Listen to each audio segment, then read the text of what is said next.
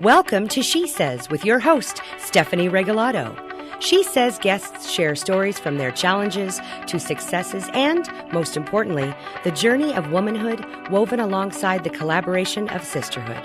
From self, love, friends and family, to hot topics, career, and world views, Stephanie and her guests discuss matters with utmost openness and honesty. So let's hear what she says. Here's Stephanie.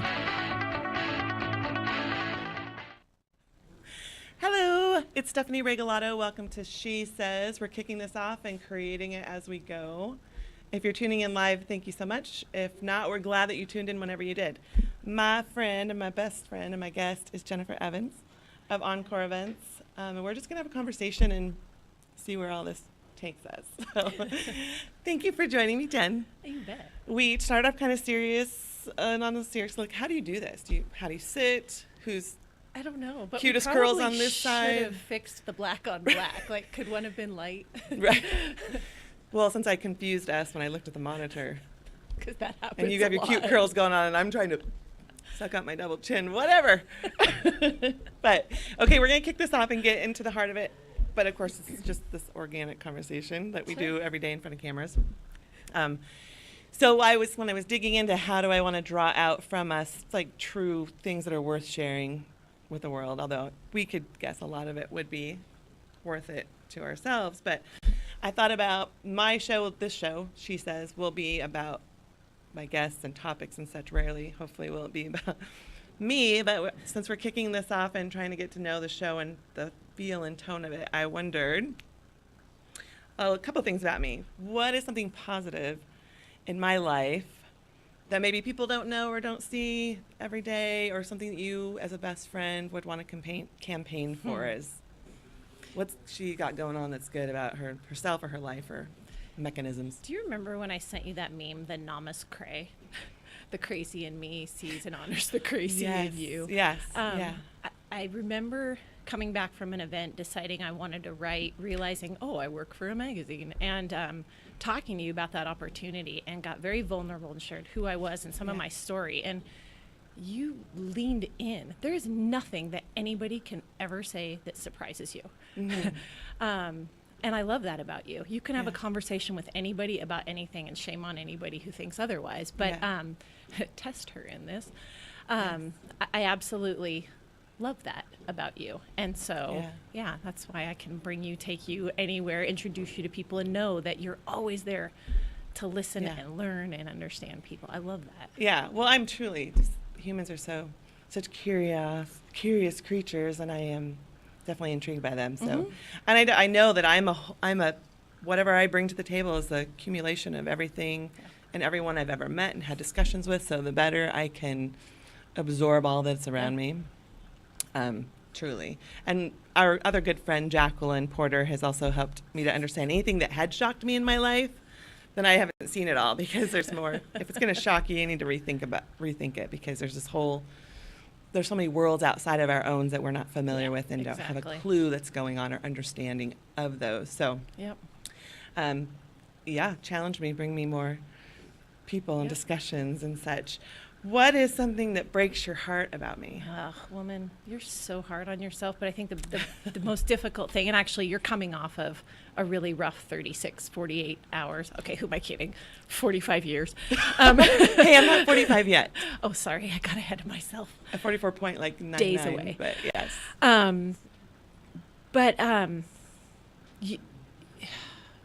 You're always part of the solution to every problem around you. And yes, you empower people, don't get me wrong, but you always put yourself in a situation as truly part of the solution. If there's something that needs to get done, you're always there. I mean, I look at your days and I just go, how do you do it? And I'm beyond correcting you or questioning you, but how many times did you drive to North Central High School in the last 2 days to get son what he needed to do while you planned the event, while you played Glamaw? I don't know how you manage all of those roles, but I would love for there to be a time when you can consolidate some of that and ease up on that crazy schedule of yours. Well, and I felt that last night. Actually, I'm tearing up, and I hate that because I promised myself I wouldn't. No tears. Super strong. Whatever. But last night, after planning the Best in B2B trade show out at Spokane Valley Event Center, it was phenomenal while on an editorial deadline and planning this podcast and who knows what else I have going on, being a mama, having the 2-year-old grandbaby, favorite human in the world, in my life in the morning so my daughter could work. And one little glitch, a little conversation that went sideways with Joe, who's the father of my kiddos, last night, which felt critical to me. And I was sitting in a gymnasium at Rogers High School, and I felt like I was going to lose it and just start crying because it was too much. My feet were burning. I was aching. And I thought, I do all this. I show up for everyone, and I don't know if it truly, I don't want to go this way, but truly matters sometimes. But then I talk myself back on it, and it doesn't. No one needs to know what it means for me. And that's never why you do it either. That's right. never why you do it. But when you're down and you're hurting, it would be nicer to It's hear the some implosion of like you're sucking it all in there. Yeah. So last night I sent a text to you and a couple of other friends and just said, okay, that's it. I'm done. I'm done doing it all. That's fine. Although this morning it can't start right away. In my head, I'm done. Though. I've got a few more years of it, I think, and then maybe we'll phase that out. You are an incredible woman, and you impress me every single day. And one thing when people say, "Oh my gosh, you're so busy," or "You do this," and I'm honestly no busier and more stretched thin than any other woman I know. We are all taking on so much all the time, and we always show up in spite of what we have going on. That's part of why I love the If They Only Knew project so much, because it's anonymous, so women can truly share their heart about moments of perseverance where they are like, oh my gosh, you show up in a situation, you're like, if they only knew what I had to go through or what's going on in my life, and I'm here and I'm present. So truly, there's nothing miraculous about me. It's just that I was born a woman, and in that inherently, I think we have a drive to take care of those around us and to do a lot. But you have faced a ton of challenges as well, and you rise up and through every single one of them. What is one of the biggest personal challenges you've had that you've persevered through? Do we go there? Yeah, we go, because, Well, you gave me the chance to write about it. So when I came back from that event and realized I wanted to tell my story, it was ugly times. I mean, I'd call it the Jerry Springer few years of my life, where I'm going through a divorce, I'm pregnant, it's not the soon-to-be ex-husbands, figuring out who was I going to be and what was coming next, anti-harassment restraining orders, not against you. No, not me. Wait, I didn't. You try to stay on the down low for this. Just enough, but not too much. Crazy. Bad.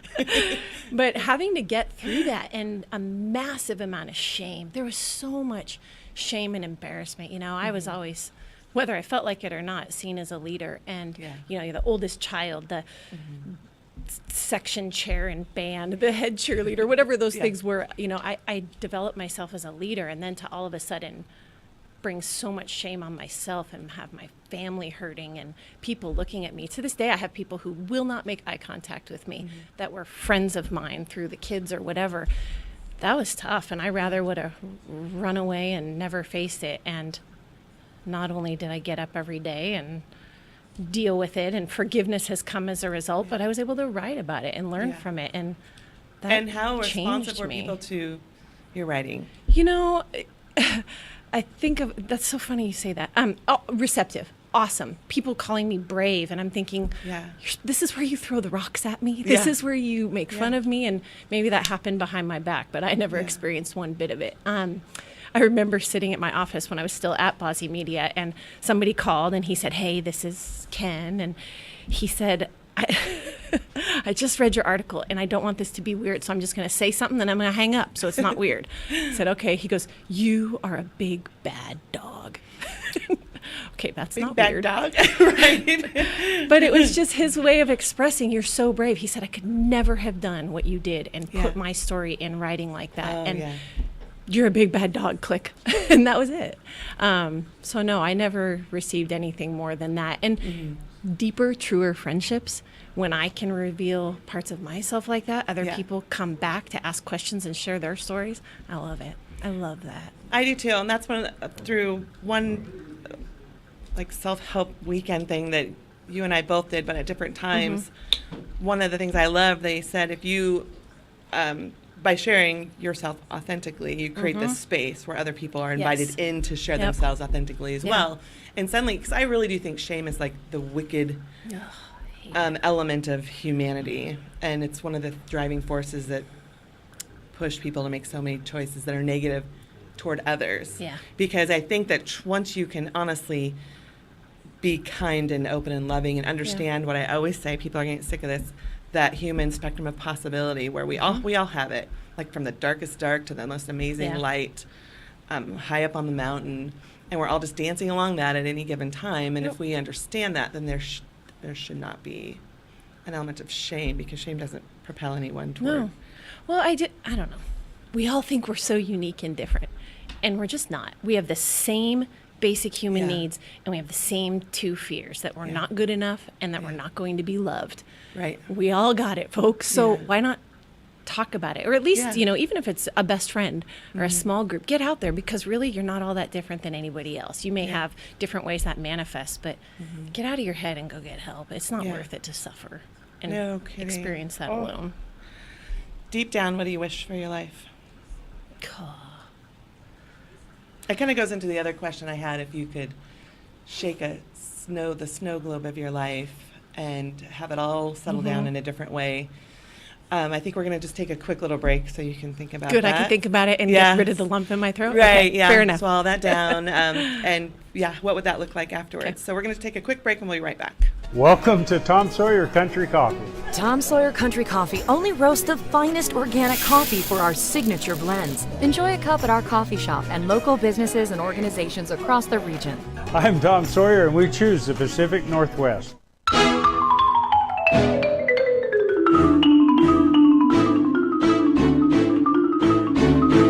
Last year alone, Avista customers saved over 53 million kilowatt hours of energy. Enough to power more than 4,000 homes for an entire year. Way to save, everyone. Way to save. Find your way to save at avistautilities.com. What?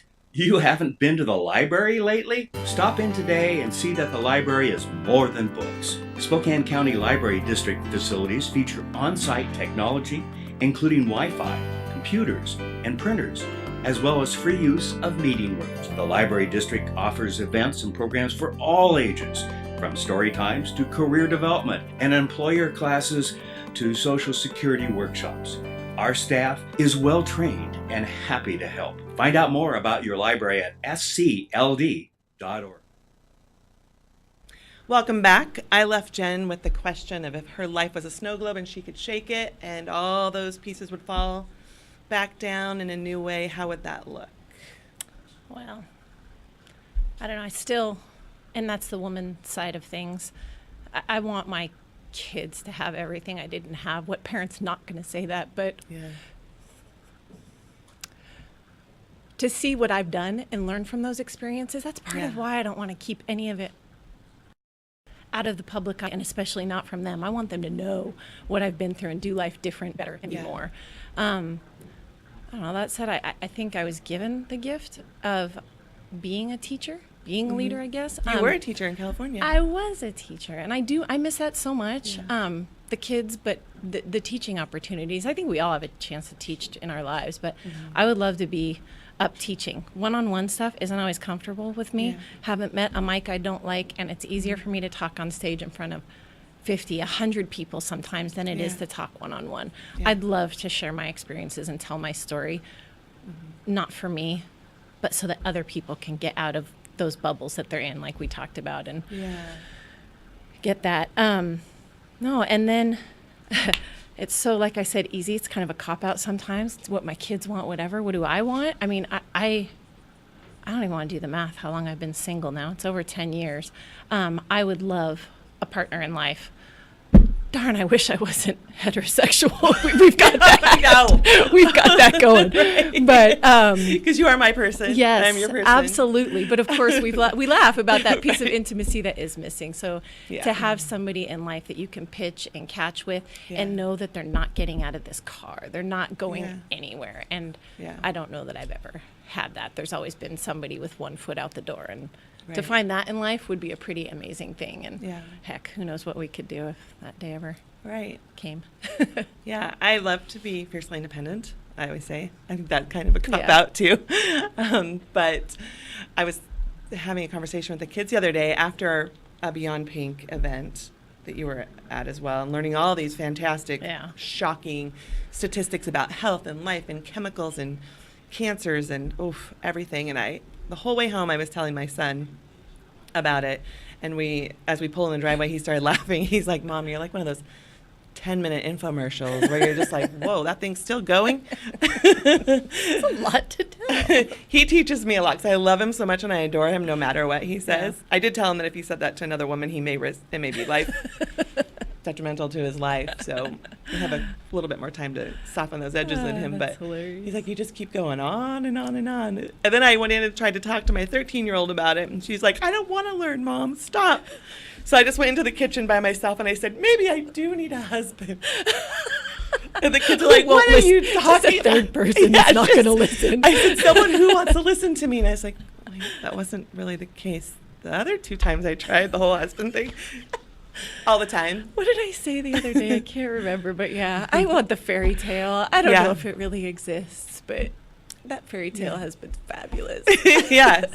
So I like the whole idea of shaking the life globe and falling those into pieces and having a life partner. That's good as well. Speaking of those bubbles that we all keep ourselves in and the shame and how to break out of that, like you mentioned, you and I don't necessarily align politically straight on, like who pastes an R and who pastes a D into their lives. What is that like for you? How has that been? How can 2 people... So you may be more Republican, I may be more progressive or Democratic. How does that feel to you? And I mean, how can we be best friends and adore each other so much? And what has that experience been like for you? Neither one of us are 100% aligned with either, and have that grace not just for each other, but in general. But I've learned to shut up. I've learned to not always speak my mind. I've learned so much more about listening and understanding. I think about sitting on your couch a few weeks ago, sipping mimosas and chatting about a few hot topics. And when I shut up and don't start defending a viewpoint or having an opinion, you know a lot about some of these things. And I learned so much sitting on your couch that day about hats and how other people in the world feel. If I was so busy defending my viewpoint all the time, I wouldn't learn that. And so I listen a lot. I also, it's a choose your battles and what's important here. And nothing's more important than us. And so that, and I think that, it's funny, my kids have looked at my ballot before and gone, what? Yeah. A D, an R, yes to this and a no to that. What? Mom, it's not black and white. Yeah. It's never black and white. It's never been black and white for me. And, the last year has been really hard to watch people blow each other up. Yeah. And it breaks my heart in so many ways, so much absolute thinking. And I don't like it. And within us, we don't do that. Right. And I might get you jumping down my throat sometimes to go, hey, but it's never, even if it comes across with some claws at times, and really, you never come across with claws, but even if you come across to make a point or I get nervous, it's only because you want me to hear or understand something. So shut up and listen. And I learned that from a caller I had mentioned on Facebook, a call into Bozzy Media about a piece in the magazine, in the women's part of the magazine, that she read differently than I had read. And I appreciate so much that she called to have a dialogue about it in the first place. But I didn't read it the way she did. And that's okay. I was wide open to hearing how she read it. I apologize, honestly, as being the editor and the filtering system for the magazine, to not see the dangerous element she felt that was there. And I appreciated so much that she was able to listen to me, and then I challenged her, woman to woman, mom to mom, to see that there are other possibilities within the meanings of that, and to not throw everything away. She loved the magazine otherwise, and she wanted to cancel her subscription. But so many of us do that when we get upset. First of all, we're already set to defend something. We have nothing. We do not need to defend anything at all. No. There's nothing to defend. If it's just a constant, how can we come together as humans? How can we make this work for the varying degrees of us and where we all are on that spectrum of possibility at any given time? I think that there's so much possibility within that to create less of this war that we're in and this divisive nature. Just being respectful. The easy things, I think, never, and this is some of the discussions we've had, never labeling someone or something. Yep. Because right away you're already, if it's snowflakes or deplorables, I guess those are the two like weighted ones right now. Neither one of those are okay. And as soon as anyone throws that in, everyone's lost. Yep.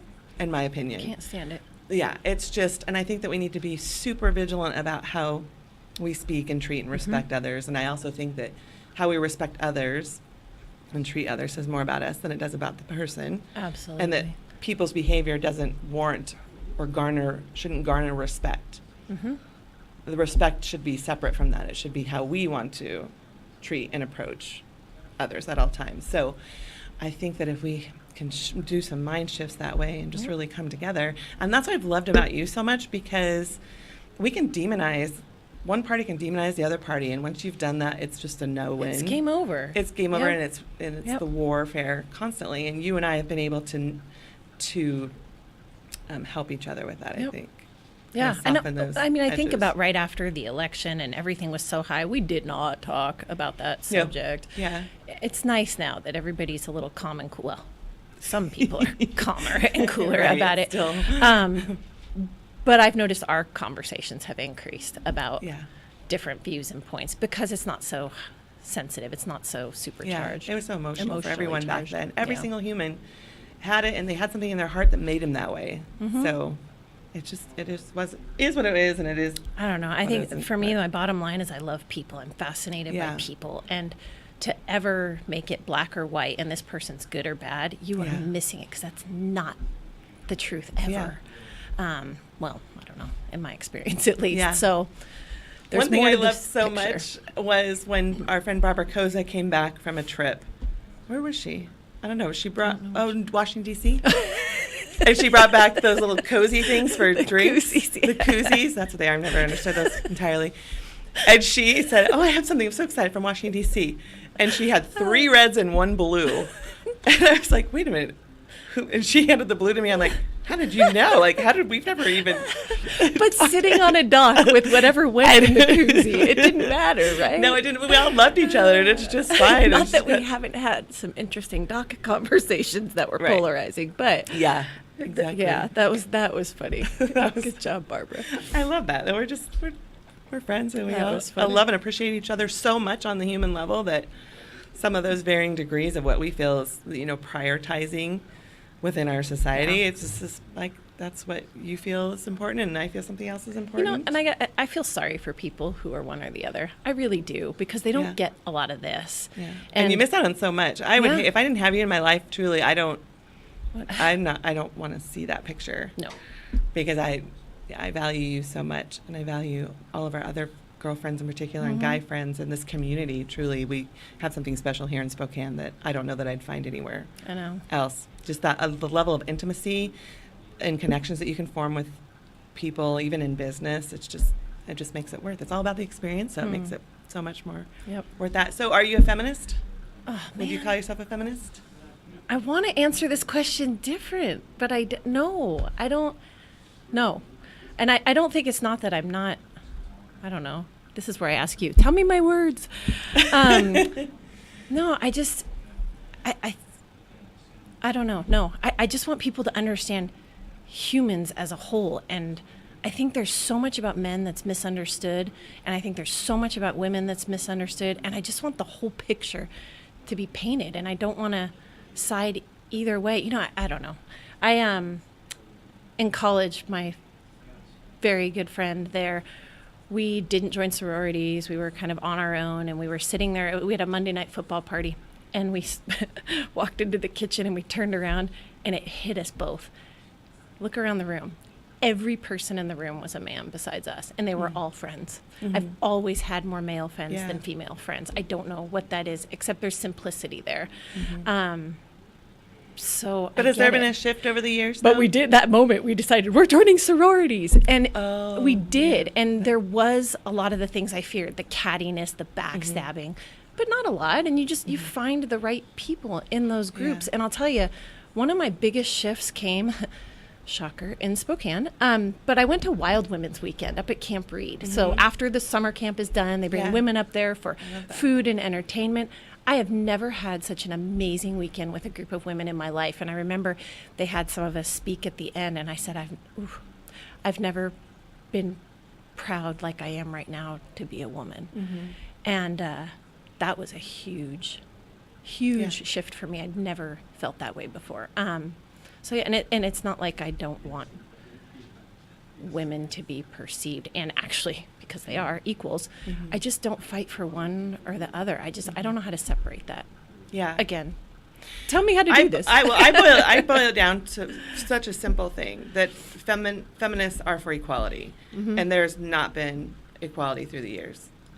So how do you gain that? You can't just sit back and say, I wish it for all and paint this picture we're all, because we aren't. So granted, how it's rolled out can be one of those situations that makes you want to pull away from it. Some are much more like in your face with a hammer over the head, and it's just levels of passion, and it's just levels of their personal way they choose to get a point across. Definitely not a way I would. Heck no. I'm not out there fighting for it, but I would definitely call myself a feminist just on the basis that I think we all are equal and deserve equal rights, and we still have ways to go there. So I think it's good to be mindful of that space, that there's it isn't equal right now for us or for women and men. And I love men so much. I've never loved and appreciated the male species more than I have since becoming a mom of a son. Christopher has taught me so much. I mean, man cub. People probably don't know who Christopher is. So I call him man cub all the time. But he has taught me so much about the inner workings of men. And I have such a high regard and value. And me being a feminist doesn't mean I want anything less for them. Actually, I want more for them. I think about all the things all the confusing messages that are pushed out to them as well, and how they're finding themselves through this. And through the women's magazine, I had so many men, like you even mentioned, that guy called and told you you're what, a big dog? Big bad dog. Big bad dog. So many men reached out to me when we had the women's magazine as a standalone. They thought it was very insightful, and they appreciated that because it's very raw and real in that magazine. And B, they wondered how I could help men have that same kind of platform where they could be raw and real, and they don't have to prove anything to anyone else. They can just be who they are. They can have their emotions. They can have their tough guy stuff or whatever. And we could, same with women, we can be soft and tender and strong and mighty. And I mean, we all have those. They are definitely different, that they're needed. And we need those all to dance together well. Yeah, I think one of my fears, and this is completely personal, it has nothing to do with anything I've seen or done specifically, I would get afraid that I would come across it in I don't ever want to be perceived as a victim, period. I don't ever want to come across as a victim. And I think that I guess it's a lead by example is the term that comes to mind, but I feel like one of the things that does bug me, and I remember sitting with you when I said something about not equal pay for equal work. And you went, what? See, you remember too. And instead of getting loud about it, although I did recently revisit that as I'm exploring some changes, but I bet on myself. I don't want to go work for somebody else because I want to do this, because if I want to get paid what I feel like I'm worth, then go out and hustle and do it yourself. And so that's kind of my way of doing that. And I would hope that it empowers other people to see that value in themselves and keep fighting for that. And I realize being an entrepreneur is not for everybody, and so we do need to address it in other ways. Right. But well, and then you just think about people's background. Not everyone has had the background you have had.